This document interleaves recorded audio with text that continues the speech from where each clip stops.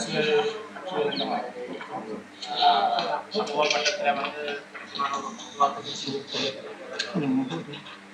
தங்களுடைய ஆணையை எப்படி இருந்தாலும் தங்களிடம் திரும்பி வழங்குறதுக்குரிய அழுத்தங்களை செலுத்தி அரசியல் ரீதியாகவும் வேறு வேறு குணங்களையும் வந்து செயல்பட சொல்லி எங்களிடம் கேட்டுக்கொண்டிருக்கிறோம். அந்த வகையில வந்து நாங்கள் இந்த கையெட்டி சட்டவிரோதமாக கட்டப்பட்ட விஹாரை ஆரம்பிக்கப்பட்ட உடனேயே நாங்கள் இந்த விடைகளை வந்து அந்தந்த இடங்கள் குறிப்பாக வந்து பிரதேச ஒருங்கிணைப்பு குழு கூட்டத்திலையும் மாவட்ட ஒருங்கிணைப்பு குழு கூட்டத்திலையும் வந்து நாங்கள் இந்த விடயங்களை சொல்லி அதுக்குரிய வகையில வந்து தடைகளை ஏற்படுத்தியும் இராணுவம் அந்த சட்டங்களை முற்றுமுழுதாக மீறி விதிமுறைகளை மீறி இந்த விஹாரை கட்டி முடித்தார்கள். அந்த வகையில இந்த விஹாரை கட்டப்பட்டதுக்கு பிற்பாடு இந்த உரிமையாளர்களுடைய திரும்பவும் அவர்களுடைய வேண்டுகோளுக்கு இணங்க நாங்கள் ஒவ்வொரு பௌர்ணமி ஆண்டும் இந்த போராட்டங்களை வந்து செய்து கொண்டு வருகிறோம். அதுக்கு பிரதான காரணம் ஒன்று, இந்த விஹாரைக்கு வழிபாடுக்கு வருகின்ற அப்பாவி சிங்கள மக்கள் உண்மையிலே இந்த விஹாரை ஒரு சட்டப்பூர்வமாக கட்டப்பட்ட ஒரு விஹாரை என்று நம்பி வருகின்ற சிங்கள மக்களுக்கு இந்த விஹாரை கட்டப்பட்டதாலே நடக்கின்ற அநியாயம், பாதிக்கப்பட்ட மக்கள் புத்தரண்ட பேரிலே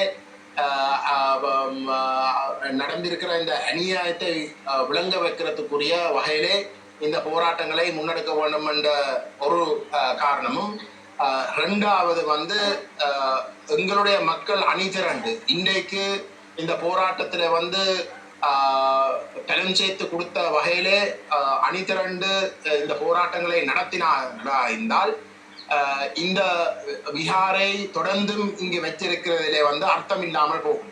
இன்றைக்கு நீங்க பாத்துட்டீங்கன்னா வந்து இங்க திரண்டு இருக்கிற மக்கள் காரணமாக வந்து வழிபாடுக்கு வலிமையாக வந்து இராணுவம் இங்க வரும். ஆனால் இவரும் வந்து வராமல் அவர்கள் இன்றைக்கு தவிர்த்து இருக்கிறார்கள். ஆகவே இந்த யதார்த்தத்தை வந்து நாங்கள் உரிய இடங்களுக்கு விளங்கப்படுத்துறதுக்கு வந்து இப்படிப்பட்ட போராட்டங்கள் ஒரு பலமாக நடக்கின்ற பொழுதுதான் வெற்றி அடையும்.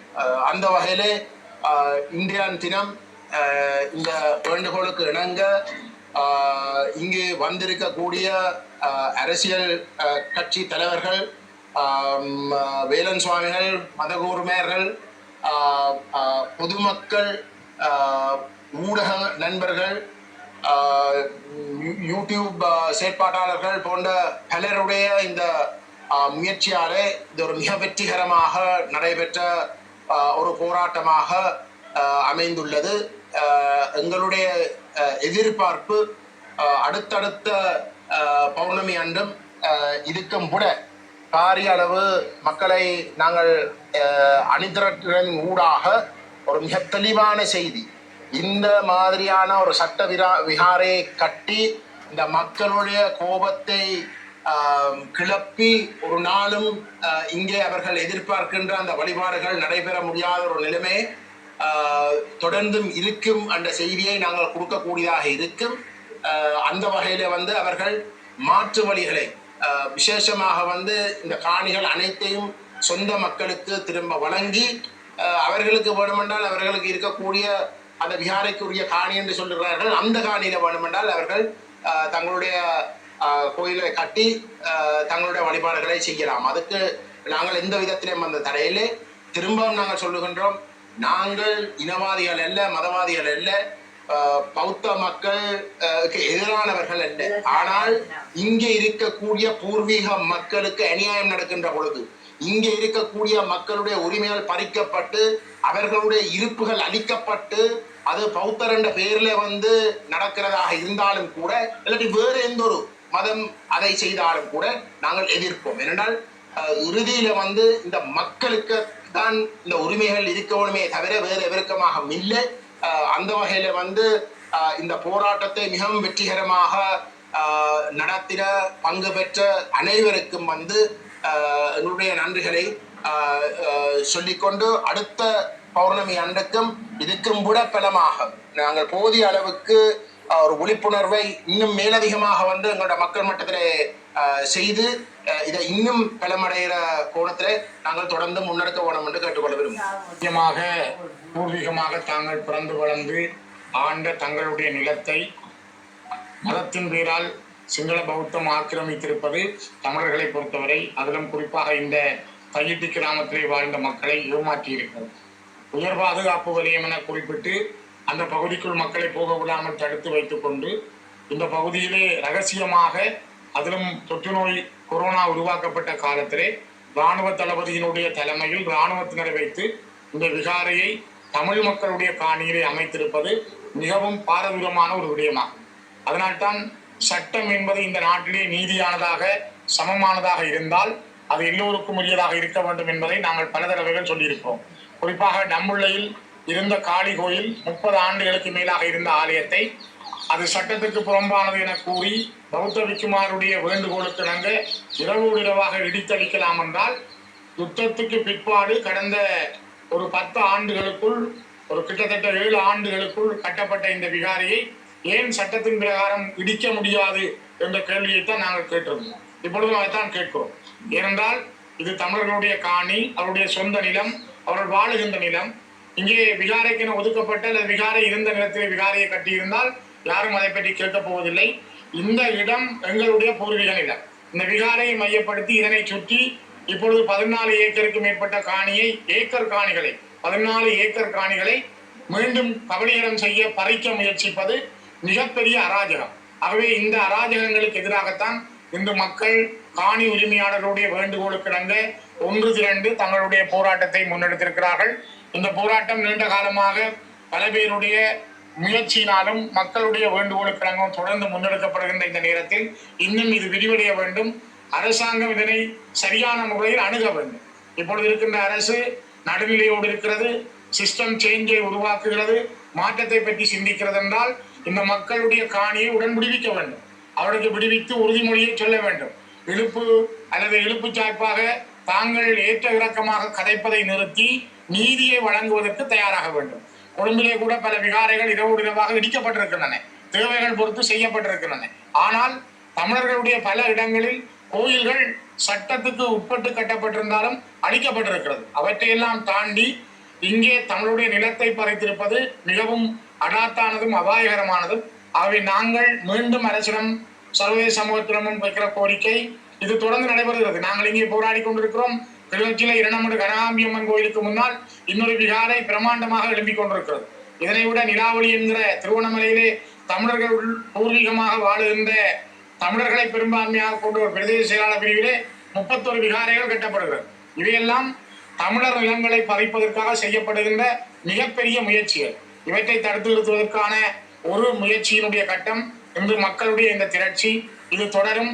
அரசாங்கம் இதற்கான நீதியை நியாயமான முடிவை முன்வர வேண்டும். வழங்க தவறினால் அது இன்னொரு விளைவையும் அல்லது இந்த நாட்டிலே நீதியற்ற சிங்கள அரசினுடைய முகத்தை இன்னும் துலாம்பரமாக காட்டும். நாங்கள் நீதியான அரசாக இந்த அரசு இருக்கும் என்றால் நீதி வழங்க வேண்டும் என்பதை மீண்டும் வலியுறுத்துகிறோம். வணக்கம்.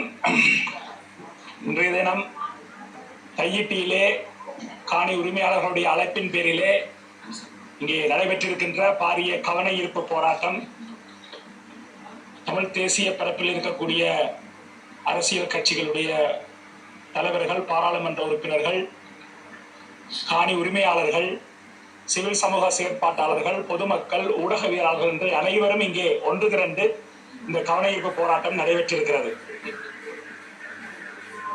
விகாரைக்கென்று ஒரு குறிப்பிட்ட காணி இருக்கும் பொழுது அந்த காணியிலே விகாரையை கட்டாமல் அதற்கு பக்கத்திலே இருக்கக்கூடிய பொதுமக்களுடைய காணிகளை, உறுதி நிலங்களை வைத்திருக்கக்கூடிய காணிகளை ஆக்கிரமித்து விகாரை கட்ட வேண்டிய அவசியம் என்ன? ஏன் விகாரைக்குரிய நிலத்திலே விகாரை கட்டப்படவில்லை? இந்த ஒரு விடயமே எப்படி இந்த புத்தரை வைத்து பௌத்தத்தை வைத்து தமிழர்களுடைய நிலங்களை ஸ்ரீலங்கா அரசும் அரச இயந்திரமாகிய ஸ்ரீலங்கா இராணுவமும் வெளிப்படுத்தி நிற்கிறது என்பதை இது எடுத்து காட்டுகிறது. முப்படைகளுடைய பிரதானி சவேந்திர சில்வா அடிக்கல் வைத்து கட்டப்பட்ட விகாரை. ஆன்மீகம் என்பது இராணுவத்தாலே ஆயுதமேந்தி போராடுகின்ற ஒரு இராணுவத்தாலே அடிக்கல் வைத்து கட்டப்பட்ட விகாரை என்பது ராணுவ ஆக்கிரமிப்பை அங்கே வெளிப்படையாக எடுத்து நிற்கிறது. ஆகவே இது பௌத்தம் என்றோ, இது சமயம் மதம் என்றோ, ஆன்மீகம் என்றோ யாரும் போலியாக நம்ப வேண்டாம். இந்த விகாரை கட்டும் போது எதிர்க்கவில்லை, இப்பொழுது ஏன் எதிர்க்கிறீர்கள் என்ற ஒரு போலியான கோஷம், கருத்துரை முன்னெடுக்கப்படுகிறது. ஏற்கனவே சொல்லப்பட்டது போல கொரோனா தொற்று காலத்திலே உயர் பாதுகாப்பு வலயத்திலே துப்பாக்கிகளாலே கையகப்படுத்தப்பட்டிருக்கக்கூடிய காணிகளிலே நாங்கள் யாருமே அனுமதிக்கப்படாத நிலையிலேதான் இந்த விகாரை கட்டப்பட்டிருக்கிறது.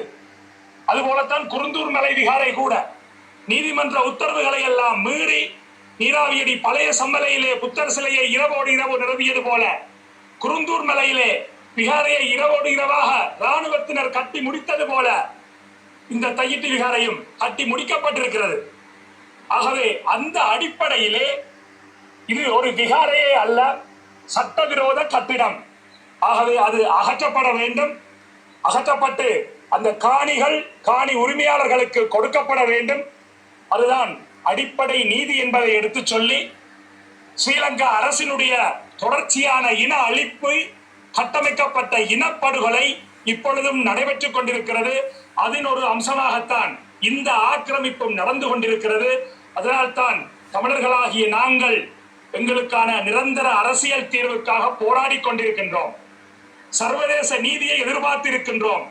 குருந்தூர் மலையிலே நியாயம் கேட்ட நீதிபதி சரவணராஜாவுக்கு என்ன நடந்தது? இன்று அவர் எங்கே? ஆக அப்படிப்பட்ட நல்ல நீதிபதிகள் இருந்திருக்கக்கூடிய நிலையிலே நீதிபதி இளஞ்செழியனுடைய பதவிக்காலம் முடிவுறுத்தப்பட்டிருக்கிறது. ஏன்? யாரெல்லாம் நீதியாக நடந்திருக்கக்கூடிய நீதிபதிகள் எல்லாம் அச்சுறுத்தப்படுகிறார்கள், உயிர் ஆபத்து அச்சுறுத்தல் விடுக்கப்படுகிறார்கள், நாட்டை விட்டு துரத்தப்படுகிறார்கள், பதவிகள் முடிவுறுத்தப்படுகின்றன. ஆக அந்த அடிப்படையிலே நீதி இல்லாத இந்த நாட்டிலே நீதிமன்றங்களை நாங்கள் எவ்வாறு நம்புவது? அதனால் தான் ஸ்ரீலங்கா அரசின் மீது ஈழத்தமிழர்களாகிய எங்களுக்கு எள்ளளவும் நம்பிக்கை இல்லை.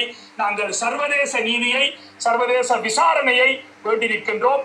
அந்த விதத்திலே ஈழத்தமிழர்களுக்கு நிரந்தர அரசியல் தீர்வு எட்டப்பட வேண்டும். எங்களுடைய தமிழ் தேசிய பரப்பிலே இருக்கின்ற கட்சிகள் எல்லாம் இப்பொழுது ஒற்றுமையாக செயல்பட ஆரம்பித்திருப்பது நாங்கள் ஒரு சாதாரண ஒரு தமிழனாக அதை வரவேற்கின்றோம். இந்த முயற்சி தொடர்ந்து கொள்கை அடிப்படையிலே முன்னெடுக்கப்பட்டு இன்று இங்கே பெரிய எழுச்சியிலே வந்திருப்பது போல மக்கள் தொடர்ந்து அனைத்து போராட்டங்களிலும் எழுச்சியாக பங்கு பெற்ற வேண்டும் என்று பொத்துவில் தொடக்கம் பொலிகண்டி வரை மக்கள் பேரெழுச்சி இயக்கத்தின் சார்பிலே நாங்கள் வேண்டி நிற்கின்றோம். எங்களுடைய பரிபூர்ண ஆதரவை இதற்கு கொடுத்து நிற்கின்றோம். தொடர்ந்து வரும் பௌர்ணமி தின போராட்டங்களிலும் நாங்களும் பங்களிக்க இருக்கின்றோம். இன்றைய இந்த ஆரம்பத்தோடு எங்களுடைய மக்கள் தொடர்ச்சியாக தையிட்டிலே நடைபெறுகின்ற போராட்டங்களிலே எங்களுடைய காணிகள் எங்களுக்கு வழங்கப்படும் வரை பங்கெடுக்க வேண்டும் என்று அன்புரிமையோடு கேட்டு நிற்கின்றோம்.